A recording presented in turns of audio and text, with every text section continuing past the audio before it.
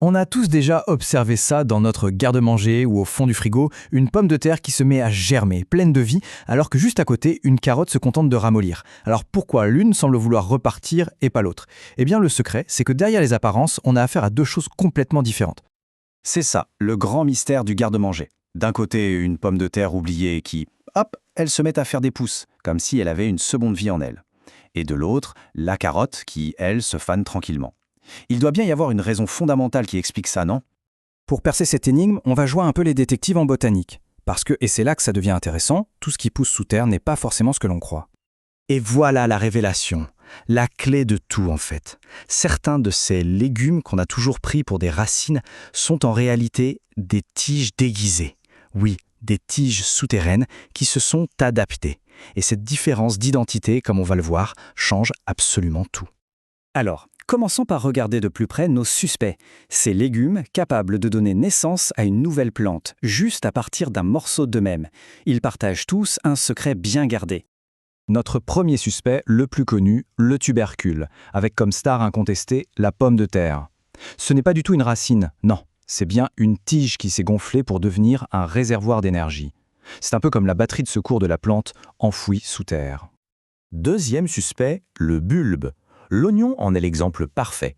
Les couches qu'on épluche, en fait, ce sont des feuilles modifiées, gorgées de réserve. Et tout ça est attaché à une toute petite tige bien cachée à la base, encore une forme de tige souterraine. Et enfin, le troisième type, le rhizome, le gingembre. Lui, c'est une tige qui, au lieu de monter vers le ciel, a décidé de partir à l'aventure, à l'horizontale, sous la terre. Et en s'étendant, elle peut créer de nouvelles pousses un peu partout sur son chemin. Bon, on a nos trois suspects, pommes de terre, oignons, gingembre. Ils ont l'air différents, mais ils partagent un secret, une caractéristique commune, un indice crucial qui se trouve sur toutes les tiges et seulement sur les tiges. Et ce secret, le voilà, c'est le bourgeon. Un bourgeon, c'est quoi au juste? C'est tout simplement une future plante en miniature prête à démarrer. Il contient déjà tout ce qu'il faut pour faire de nouvelles feuilles, une nouvelle tige et même de nouvelles racines. C'est le bouton Start de la plante. Sans lui, impossible de germer. Et le plus fou, c'est que ces bourgeons, ils sont juste sous nos yeux. Les fameux yeux de la pomme de terre, ce sont des bourgeons. Le petit cœur vert qu'on trouve parfois en coupant un olive en deux, c'est le bourgeon principal. Et les petits nœuds un peu partout sur le gingembre, encore et toujours des bourgeons, prêts à l'action. D'accord, on a compris le cas des légumes qui germent. Mais pour être sûr de notre coup, il faut regarder l'autre côté de la médaille. Qu'en est-il de ceux qui ne germent pas, comme notre fameuse carotte du début? La carotte, le navet ou même le panais, eux, ce sont de vraies racines, des racines pur jus. Leur mission principale, ce n'est pas de créer une nouvelle plante, non. Leur boulot, c'est de s'enfoncer dans la terre pour pomper l'eau et les nutriments et d'envoyer tout ça à la plante qui vit au-dessus. Et voilà la pièce manquante du puzzle. La raison est toute simple. Les vraies racines n'ont pas de bourgeons. C'est aussi simple que ça.